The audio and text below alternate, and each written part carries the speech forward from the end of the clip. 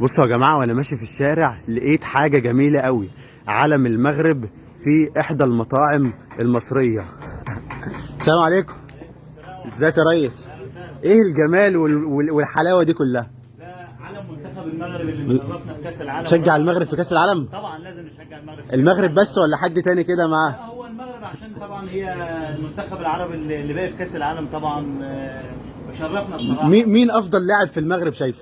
في حكيم زياش وفي لعيبه المنتخب كله بصراحه. المنتخب كله كل الرجاله بصراحه. السلام عليكم. انا بصراحه بتمنى من كل قلبي نعدي اسبانيا باذن الله. هنعديها هيحصل ان شاء الله. اللعيبه دي كلها رجاله ان شاء الله. هيحصل باذن الله. اللعيبه دي كلها رجاله. عندك وجبات مغربيه طيب ولا كله مصري؟ لا، وجبات مغربيه اشتغلتها في دبي طبعا. عندي كله مصر حاليا دلوقتي. كله مصري. كنا عايزين كسكسي كده ولا حاجه. شايف مين المميزين من لاعبي منتخب المغرب اللي فارقين جدا مع المغرب؟ طبعا حكيم زياش بامانه. حكيم زياش اكيد طبعا. اشرف حكيمي طبعا. اكيد. اشرف يوسف حكيمي. نصيري. اللعيبه كلها لعيبه ازيك يا حاج؟ ازيك يا باشا؟ عامل ايه؟ اللعيبه كلها رجاله الحمد لله اكيد طبعا. والله. يرفعوا راسنا بس قدام اسبانيا باذن الله. وبحب فريق المغرب والمنتخب المغربي كله طبعا على دماغنا من فوق. يعني المنتخب العربي لعيبه المنتخب العربي شرفونا الوحيد. بصراحه. لعيبه مين في مصر ما يشجعش المغرب؟ لا، كلنا بنشجع المغرب. اكيد طبعا. المصريين كلنا بنشجع المغرب. روح جميله وطيبه منكم. اخواتنا المغاربه فوق بنحب دماغنا. المغرب وبنموت في اخواتنا المغرب المغاربه والله. فوق دماغنا بصراحه.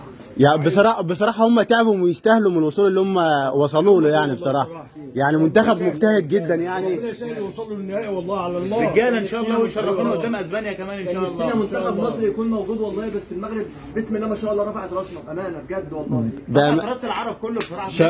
شرفتنا كلنا. طبعا اكيد.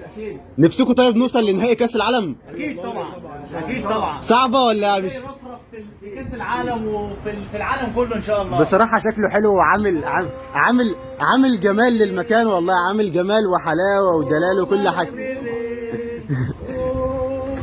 بتتفرجوا على ماتشات المغرب؟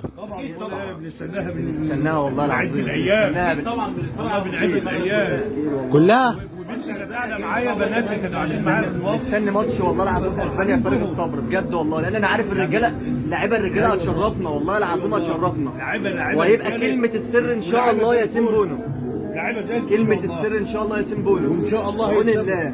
ان شاء الله يا رب. بندعم من قلوبنا يا رب وباذن الله عشان خاطر من اجل هذا المنتخب. اكيد طبعا. منتخب المغرب طبعا الجميل طبعا.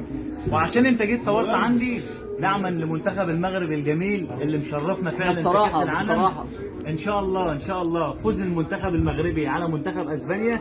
بطلع 50 وجبه طعام حبا بجد. حبا ودعما للمنتخب الجميل ده، منتخب طب المغرب العظيم. اعمل حسابي في وجبه. اعمل حسابي في واحده بقى. أحسن واحد. عايزين بص منتخب احنا المغرب. بصراحه كان نفسنا منتخب مصر يكون موجود، بس الحمد لله جه منتخب قدر يعوض المنتخب المصري وقدر يعوض المنتخبات العربيه كلها بجد والله. طبعا والله. فالحمد بصراحه بالاداء اللي اللعيبه بتعمله والله العظيم بجد فخورين لازم جدا كلنا نكون فخورين بجد عامة والله. طبعا. منتخب مصر ومنتخب المغرب واحد، وهنشجع المنتخب المغربي ان شاء الله. شجع المغرب بنشجع المغرب من كل قلوبنا. طبعا كلنا مع المغرب يعني ولازم كلنا كعرب طبعا لازم نشجع منتخب المغرب. الراجل ده بيلعب كوره اصلا بيحب حكيم زياش. كله مغربي النهارده يعني. مغربي. المغرب النهارده. مين يا جماعه اللي اكتر واحد شايفينه متالق مع المنتخب المغربي؟ او مين حكيمي بوفال وحكيمي؟ مين تاني؟ حد غيرهم؟ زياد برضه كامل شغل. زياد. منير محمدي طبعا لما ياسين بونو غاب طبعا. منير محمدي طبعا ما حسيناش بفرق. ما حسيناش باي فرق طبعا لما صح. منير محمدي ولا سفيان بوفال. رقم واحد سفيان بوفال. اكيد. طب وامرابط؟ طيب سفيان امرابط يعني مقدم اداء عالمي يا جماعه بصراحه. طبعا بيشارك في كل كوره بامانه الله. بصراحه الله المنتخب أكبر عليه ما شاء المغربي الله. بصراحه مشرفنا منتخب كمان في كاس رجالة. العالم بصراحه والله منتخب رجاله بأمانة. ولاعيبه حلوه وزي الفل. اوه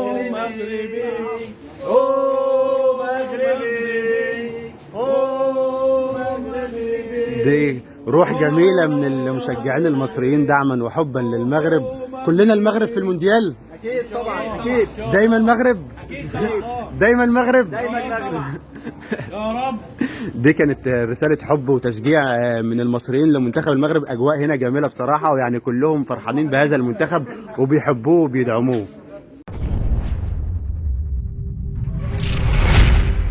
فرنسا حدث.